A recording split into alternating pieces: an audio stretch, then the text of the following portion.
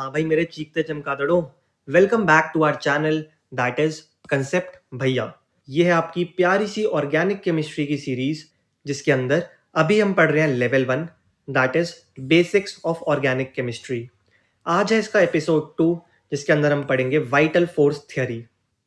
इससे पहले हमने देखा था कि ऑर्गेनिक केमिस्ट्री के अंदर हम कार्बन और उसके कंपाउंड्स की स्टडी करते हैं। इसके अलावा ऑर्गेनिक केमिस्ट्री के बहुत सारे यूजेस हमने पढ़े थे एंड हमने उसके बाद कहा था कि जो केमिकल कंपाउंड्स हैं उनको हम दो पार्ट्स में डिवाइड करते हैं, ऑर्गेनिक कंपाउंड्स और इनऑर्गेनिक कंपाउंड्स।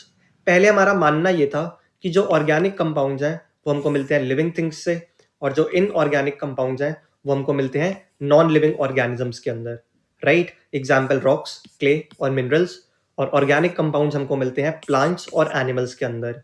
अब इसी सोच के ऊपर कि जो ऑर्गेनिक कंपाउंड्स हैं वो हमको लिविंग ऑर्गेनिजम्स के अंदर मिलते हैं जैसे कि प्लांट्स या फिर एनिमल्स, इसी के बेसिस पे एक बावड़ी बूच अंकल ने अपनी एक थ्योरी निकाल दी जिसका नाम था बर्जीलियस थ्योरी या फिर वाइटल फोर्स थ्योरी। अब पहले कहानी सुनो कि हो क्या रहा था। पुराने समय की बात है जब सभी साइंटिस्ट अपने बीवी बच्चों को छोड़ के अपनी लैबोरेटरीज के अंदर लगे पड़े थे और वो खेल रहे थे इनऑर्गेनिक कंपाउंड्स के साथ।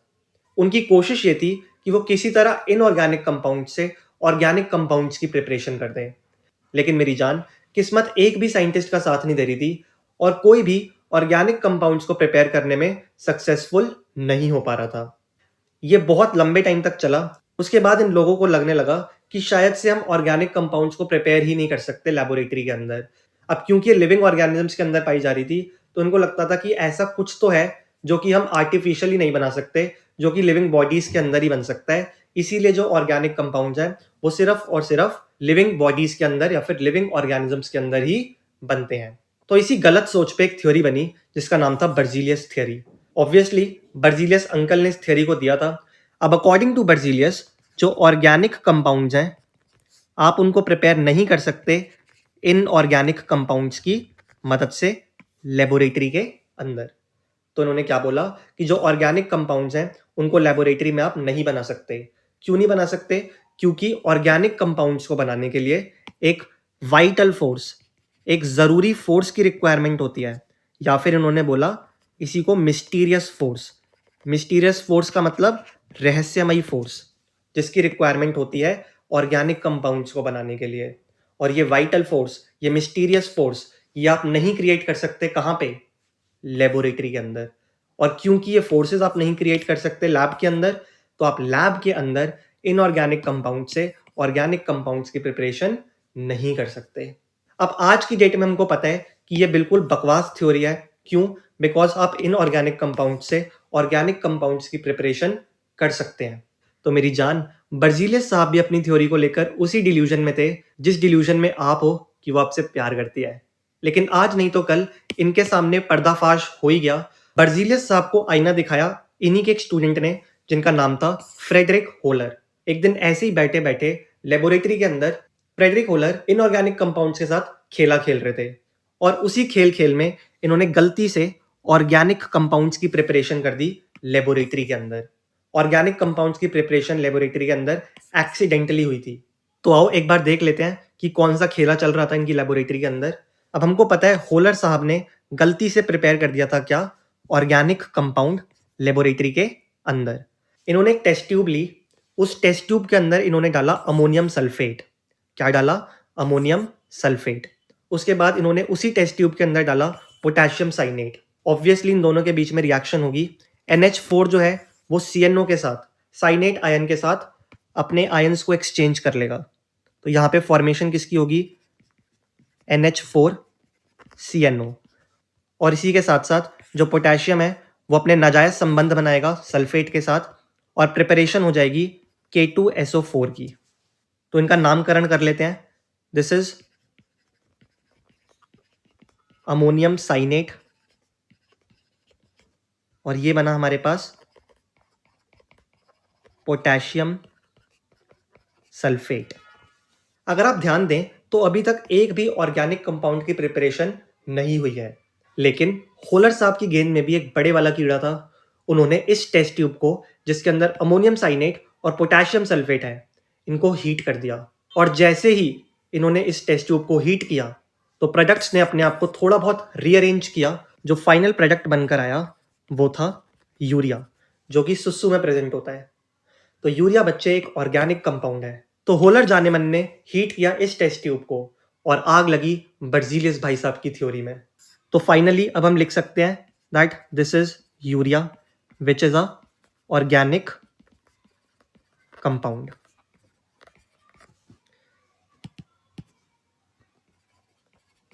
इसके जस्ट बाद हम यहां पे भी लिख सकते हैं कि होलर जी ने गलती से एक ऑर्गेनिक कंपाउंड की प्रिपरेशन करी थी लेबोरेटरी के अंदर, जिसका नाम क्या था? यूरिया। अब जैसे ही बाकी सारे साइंटिस्ट को पता चला कि होलर साहब ने अपनी लेबोरेटरी के अंदर एक कारनामा कर दिया है, दैट इज यूरिया की प्रिपरेशन कर दिया है, तो बाकी सारे साइंटिस्ट भी कहाँ पीछे हटने वाले थे।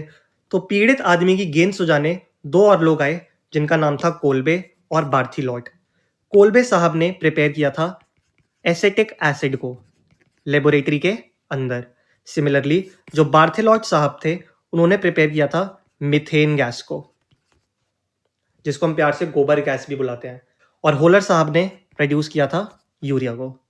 तो फाइनली कंक्लूजन ये है कि सुसु, गोबर और इस एसिड ने तीनों ने मिलकर बर्जीलियस साहब की थ्योरी को मिट्टी में मिला दिया। और क्योंकि अब ऑर्गेनिक कंपाउंड्स को इनऑर्गेनिक कंपाउंड से प्रिपेयर कर सकते हैं, दैट मीन्स जो बर्जीलियस साहब की थ्योरी थी, जिसको हमने नाम दिया था बर्जीलियस थ्योरी या फिर वाइटल फोर्स थ्योरी, वो बिल्कुल खराब थ्योरी थी, बेकार थ्योरी थी। तो पुराने लोगों की गलतियां समझ के जो नए फुदकते लोग थे उन्होंने मॉडर्न कंसेप्ट दिया, और इस मॉडर्न कंसेप्ट के अकॉर्डिंग ऑर्गेनिक केमिस्ट्री जो है उसके अंदर हम पढ़ते हैं हाइड्रोकार्बन्स को, हाइड्रोकार्बन्स और उनके डेरिवेटिव्स को।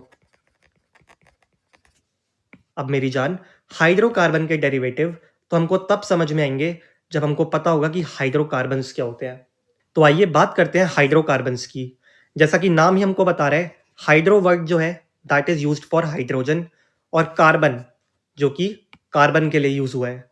तो हाइड्रोकार्बन्स वो कंपाउंड होते हैं जिनके अंदर हाइड्रोजन एंड कार्बन दोनों प्रेजेंट होते हैं। एग्जाम्पल के तौर पे CH4, CH3CH3, CH2CH2, CH और चाहो तो आप इनके नाम भी लिख सकते हो। CH4 होता है बच्चे मिथेन, CH3CH3 होता है इथेन, CH2CH2 होता है इथीन, और CH होता है इथाइन। इन नाम की टेंशन अभी मत लेना, IUPAC हम पढ़ेंगे, बहुत अच्छे से पढ़ेंगे, तब आपको ईजिली समझ में आएगा कि हमने नाम क्यों रखे हैं। फिलहाल जस्ट क्योंकि एग्जाम्पल थे और एग्जाम्पल नाम के बिना अच्छे नहीं लगते, इसलिए मैंने नाम इनके साइड में लिखवा दिए हैं। आपको टेंशन नहीं लेनी है। तो मॉडर्न कंसेप्ट बोलता है कि ऑर्गेनिक केमिस्ट्री के अंदर आप हाइड्रोकार्बन्स की स्टडी करेंगे, और हाइड्रोकार्बन्स के साथ साथ उनके डेरिवेटिव्स की स्टडी करेंगे। अभी हाइड्रोकार्बन तो हमने समझ लिया, ऐसे कंपाउंड्स जिनके अंदर कार्बन और हाइड्रोजन दोनों प्रेजेंट हो, उन्हें हम कहते हैं हाइड्रोकार्बन्स। अब बात करते हैं कि हाइड्रोकार्बन के डेरिवेटिव्स कौन होते हैं। हाइड्रोकार्बन के डेरिवेटिव्स जिनके अंदर कार्बन, हाइड्रोजन और इनके साथ साथ कुछ दूसरे एलिमेंट्स भी आ सकते हैं।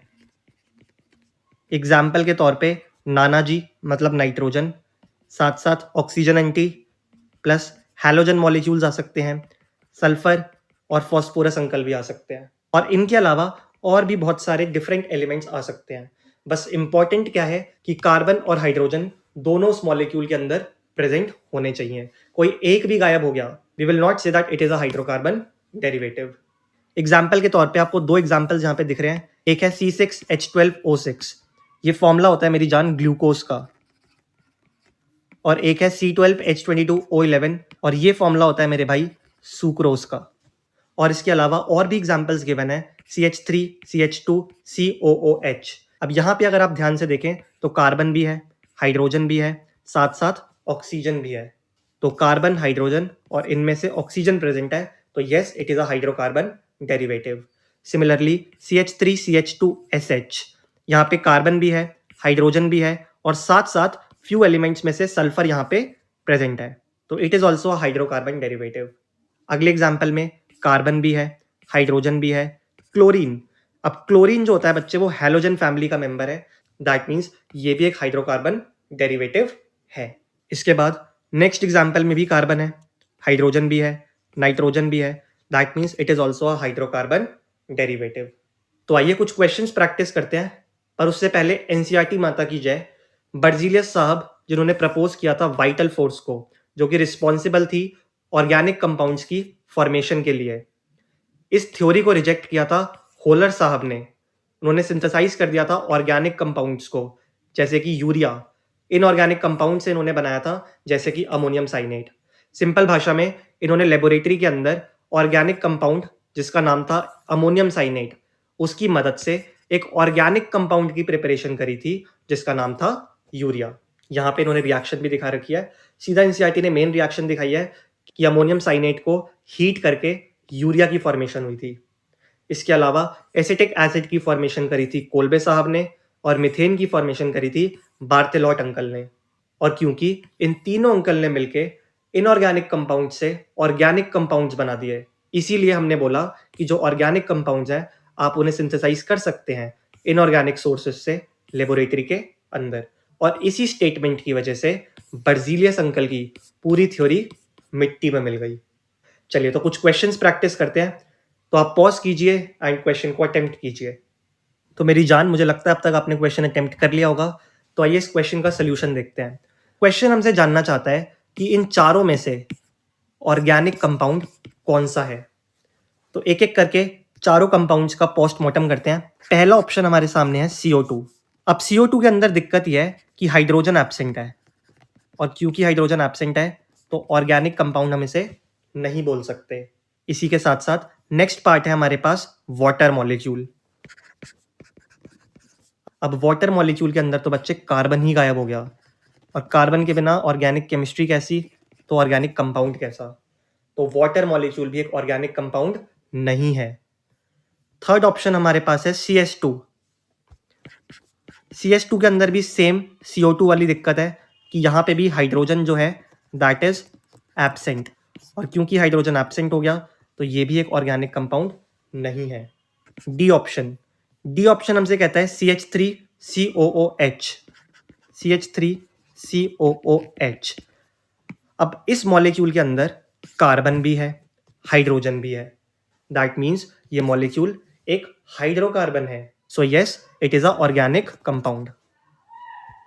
डी ऑप्शन हमारा करेक्ट आंसर हो जाएगा इस पर्टिकुलर क्वेश्चन के लिए। So moving on to the next question.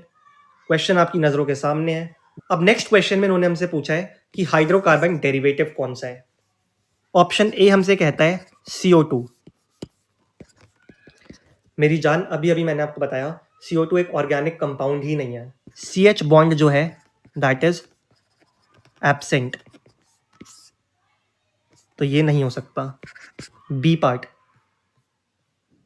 CH3CH2NH2।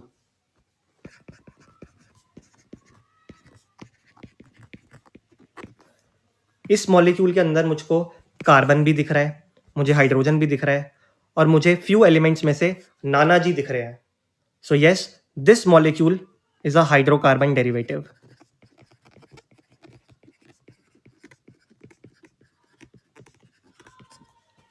बाकी दो पार्ट्स की भी धज्जियां उड़ा देते हैं। सी पार्ट हमसे कहता है CCl4। देखो CCl4 के अंदर दिक्कत है कि हाइड्रोजन एब्सेंट है, वही CO2 वाली दिक्कत, तो ये भी नहीं हो सकता। और लास्ट डी ऑप्शन की अगर हम बात करें तो दैट इज H2CO3। घर की मोटर चल चुकी है, तो अगर आपको आवाज़ सुनाई दे रही हो तो उसके लिए माफ़ करना। अब आपको लग रहा होगा कि जो H2CO3 है वो एक हाइड्रोकार्बन डेरिवेटिव है, क्योंकि हमें कार्बन भी दिख रहा है, हमें हाइड्रोजन भी दिख रहा है, और हमें ऑक्सीजन भी दिख रही है। लेकिन अगर आप इसका स्ट्रक्चर बनाओ तो आपको दिखेगा कि कार्बन एकदम सेंटर में आता है, यहाँ से एक ऑक्सीजन डबल बॉन्ड से अटैच है, और दो ऑक्सीजन साइड साइड में अटैच है, और इन्हीं दोनों ऑक्सीजन से अटैच होता है हाइड्रोजन। तो अगर आप ध्यान से देखें तो कार्बन हाइड्रोजन का तो कोई बॉन्ड है ही नहीं। हाइड्रोकार्बन डेरिवेटिव के लिए कार्बन और हाइड्रोजन का बॉन्ड जरूर होना चाहिए उस मॉलिक्यूल के अंदर। अगर कार्बन और हाइड्रोजन का बॉन्ड ही नहीं है तो चाहे मॉलिक्यूल के अंदर कार्बन भी हो, हाइड्रोजन भी हो, लेकिन स्टिल वो मॉलिक्यूल हाइड्रोकार्बन डेरिवेटिव नहीं कहलाएगा। तो इस क्वेश्चन का आंसर आप देंगे option number B. I hope आपको ये वाला एपिसोड पसंद आया होगा। नेक्स्ट एपिसोड में हम बात करेंगे कि कार्बन के अंदर ऐसी कौन सी पावर्स हैं जिसकी वजह से पूरी की पूरी ऑर्गेनिक केमिस्ट्री कार्बन के ऊपर बेस्ड है। अलॉन्ग विद दैट, कल का जो होमवर्क क्वेश्चन था वो था डीएनए की फुल फॉर्म। तो आई होप आपको पता होगा कि डीएनए की फुल फॉर्म होती है डीऑक्सी राइबो न्यूक्लिक एसिड। और आज आपके लिए क्वेश्चन है कि मुझे बताओ कि जो यूरिया होता है, हमारी बॉडी एवरी डे कितना यूरिया एक्सक्रीट आउट करती है। एक्सक्रीशन चैप्टर से क्वेश्चन है। मिलते हैं नेक्स्ट एपिसोड में, तब तक के लिए ऑल द वेरी बेस्ट।